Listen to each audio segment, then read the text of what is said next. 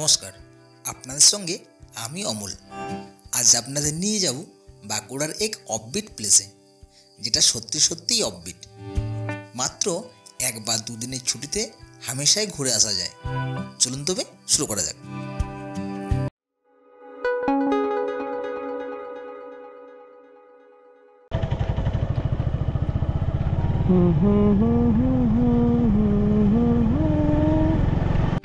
এখানে আসতে হলে প্রথমে আপনাকে আসতে হবে এই জায়গাটাতে, মানে এটা হচ্ছে এখান থেকে পাহাড়টা কাছেই, 500 মিটারও নয়। তো এই জায়গাটাকে আসতে হলে আপনি কি করবেন, প্রথমে আপনি বাঁকুড়া বা রানীগঞ্জ বা দুর্গাপুর যে কোনো একটা জায়গাতে আসবেন। এবারে বাঁকুড়া থেকে বা রানীগঞ্জ থেকে দুর্গাপুর থেকে বাস পেয়ে যাবেন গঙ্গাজল ঘাটি আসার জন্য। দূরত্ব মোটামুটি ওই 25 থেকে 30 কিলোমিটার মধ্যে পড়বে। এবার গঙ্গাজল ঘাটি থেকে আপনি টোটো ধরে এখানটাকে আসতে পারবেন। 7 কিলোমিটার মতো ডিস্টেন্স। টোটো ভাড়া নর্মালি 20 টাকা নেয়, রিজার্ভ করলে একটু হয়তো বেশি নিতে পারে।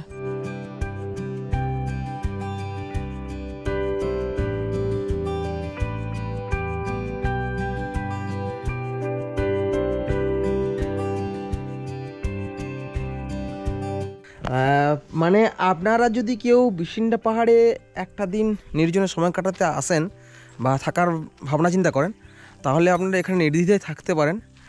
তো এইখানে যে রুমগুলো রয়েছে সেই রুমগুলো ভাড়া হচ্ছে, মানে এখানে যে কাকা রয়েছে দায়িত্বে, তিনি বললেন এমনি 500 করে, আর দুটো রুম আছে 600 করে। ওইদিকে রুমগুলো ভাড়াটা একটু বেশি, 600 করে নেয়। আপনি যদি এখানে আসেন তবে এখানে খাবার দাবারের কোনো হোটেল তো কিছু নেই। কাছাকাছি হোটেল বলতে এখান থেকে 7-8 কিলোমিটার দূরে হোটেল পাবেন, তাও সেরকম মানের হোটেল নয়। তাই খাবার দাবার আপনাকে আগে থেকে বলতে হবে, কী খাবেন না খাবেন সমস্ত কিছু ব্যবস্থা করে দেওয়া হবে, সেই ব্যবস্থাও রয়েছে। আর এখানে কীভাবে রুম বুকিং করবেন বা থাকার জন্য কীভাবে বুকিং করবেন তার কন্ট্যাক্ট নাম্বার আমি আপনাদের ডেসক্রিপশন বক্সে দিয়ে দেবো। এই যে এটা এখান থেকে পাহাড়ের গা শুরু, মানে পাহাড়টা এই পর্যন্তই। এটা পাহাড়ের গায়ে হোটেলটা ধরতে পারেন। এইদিকে চারিদিকেই জঙ্গল, ওইদিকেও জঙ্গল, আর এই দিকটা তো পাহাড় আছে। চাবি আনতে গেল এই যে রুমটা, আর এই দিকটা এই যে পাহাড়টা, এইদিকে দেখি কিছু সিঁড়ি রয়েছে। এই সিঁড়ি দিয়ে উপরে দেখি ছাদে যাওয়া যাচ্ছে। এই দিক থেকে আসার পথ, আর এদিকে জঙ্গল, এদিকে জঙ্গল, মানে চারিদিকটা জঙ্গল। জঙ্গলের মাঝখানে হোটেলটা, অতিথি নিবাসটা। মানে যারা একটু নির্জনতা পছন্দ করেন তাদের তো সোনায় সোহাগা। এখন খুব নিস্তব্ধ, জাস্ট পাতা পড়ার আওয়াজগুলো শুনুন।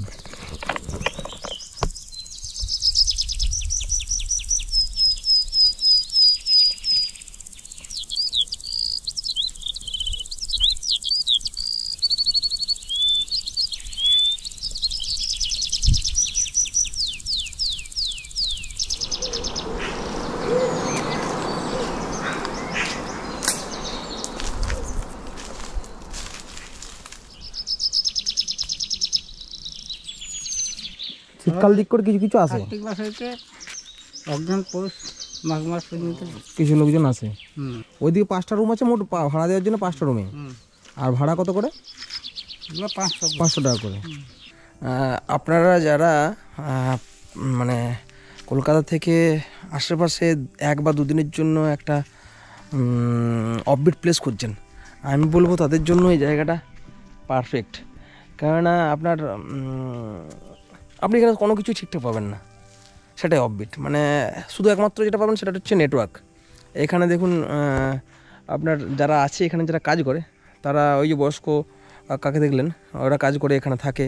তো এরা স্ট্রিক্টলি প্রফেশনাল কেউ নন।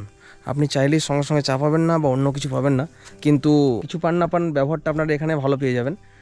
যতটা সম্ভব চেষ্টা করবে আপনাকে হেল্প করার, তার এন্ড থেকে। হয়তো প্রফেশনালি নয়, তবে আমি বলবো এখানটা একবার দেখতে পারেন, ভালো লাগবে।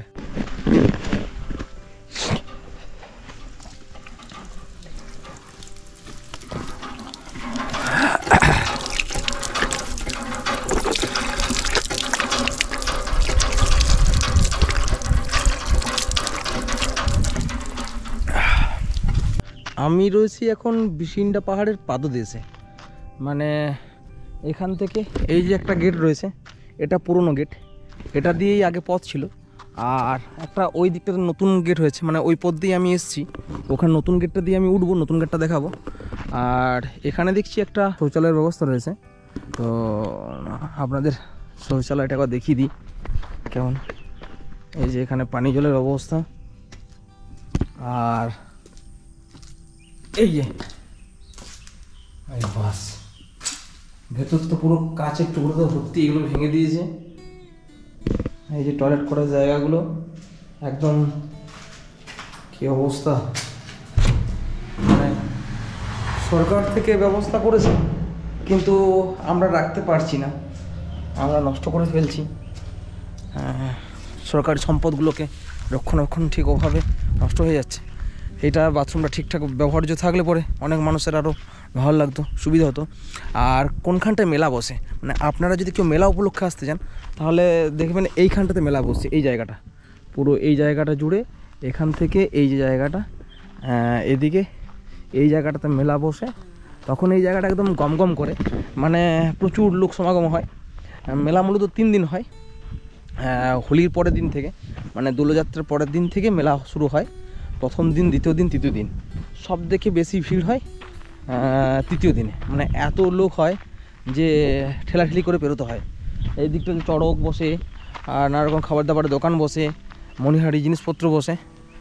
আর আমি এবারে উঠবো পাহাড়ে, মানে এই নতুন গেটটা দিয়ে, এই যে গেটটা, এই যে আমার বাহন এখানে থাক, আর আমি যে উপরে যাব।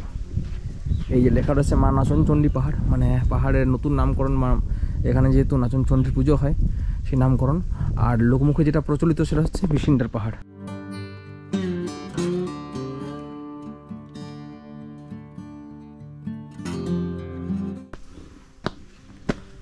ভালো আছেন?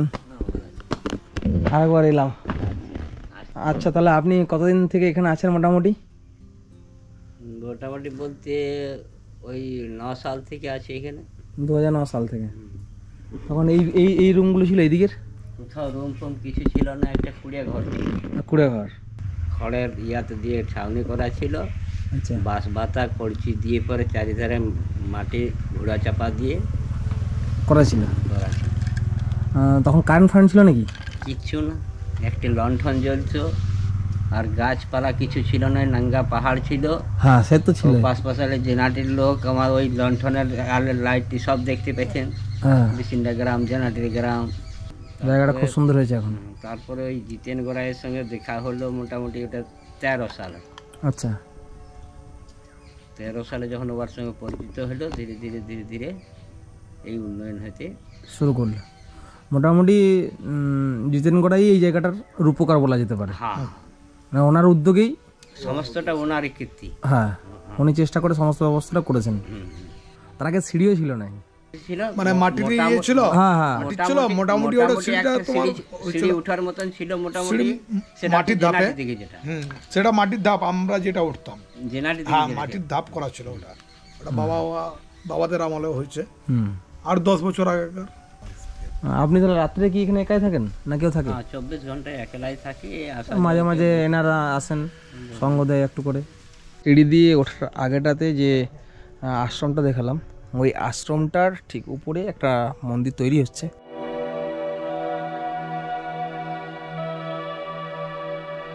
মা দুর্গা আর বাবা শিবের মূর্তি রয়েছে ভেতরে, একটু অন্ধকার টাইপের। এই যে রং টং ইত্যাদি কাজ চলছে এদিকটাতে। আর এই যে নিচে আশ্রমটা, আর এই যে গাছপালা, পাহাড়টায় এদিকে। আমরা এখন পাহাড়ের দিকে উঠবো, আর আপনাদের একদম পাহাড়ের চূড়ায় গিয়ে পরে পুরো চারিদিকের প্রকৃতির ভিউটা দেখাবো।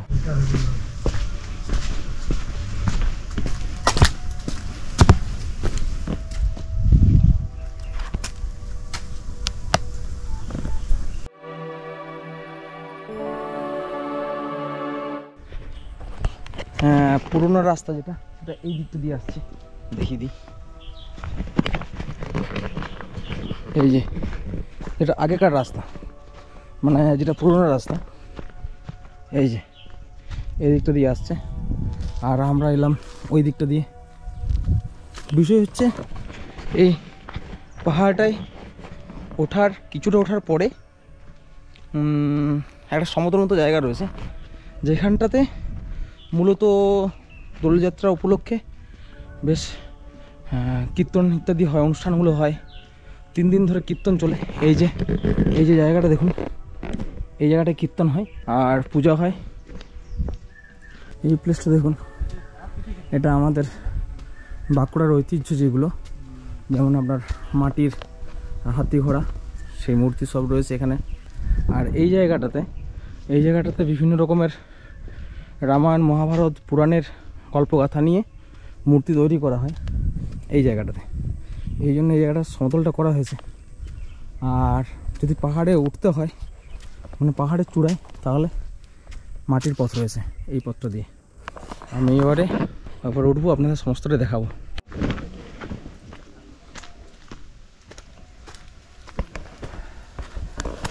এই পাহাড়টা বেশি উঁচু নয়, আর খাড়াই খুব একটা নয়, যেমন শুশুনিয়া বা অন্য পাহাড়গুলো একটু খাড়াই আছে। তাই এই পাহাড়টাতে কিন্তু ওঠা যাবে, মানে সহজেই ওঠা যাবে। দেখুন কতক্ষণ টাইম লাগে, বেশিক্ষণ টাইম লাগবে না। আমি উঠছি, পুরো ভিডিওটা আপনাদের দেখাবো, একটু ধৈর্য ধরে দেখুন। হয়তো হার্ডলি 1 মিনিট লাগবে এখান থেকে, মানে মিড পয়েন্টটা থেকে। আর টোটাল পাহাড়টা উঠতে হয়তো আপনার 2 থেকে 2.5 মিনিট লাগবে, মানে ছোটোখাটো পাহাড় তো, বুঝতেই পারছেন। এই যে এখন পাহাড়ে পুরো আমি একা, ওখানে নিচে 2 জন রয়েছে, কিন্তু একদম উপরে ওঠার লোক কিন্তু নেই। এই যে চলে এসেছি পাহাড়ের মাথায়, ব্যাস চলে এলাম পাহাড়ের মাথায়। এখন ঝোপ জঙ্গল হয়ে গেছে প্রচুর। এটা হচ্ছে পাহাড়ের চূড়া যাকে বলে। রে চলে এসেছি। আর এখন সূর্যের আলোর জন্য, সূর্যটা যেহেতু ওই দিকেই আছে, তাই শুশুনিয়া পাহাড় দেখা যাচ্ছে না। মানে শুশুনিয়া পাহাড়টা ওই যে খুব সুন্দর দেখা যায়। একবার চারিদিকের ভিউটা দেখিয়ে দিই কেমন লাগছে এইখান থেকে।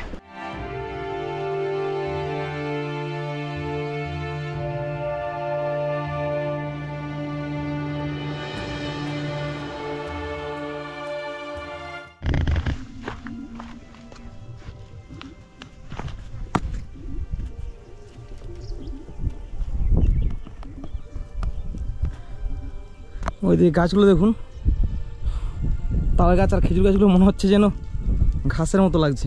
এই ইয়েটা দেখাই, মানে আপনার থাকার জায়গাটা, একটা জায়গা দেখাচ্ছি আপনার। দাঁড়ান, আর ভেতরে যেতে হবে।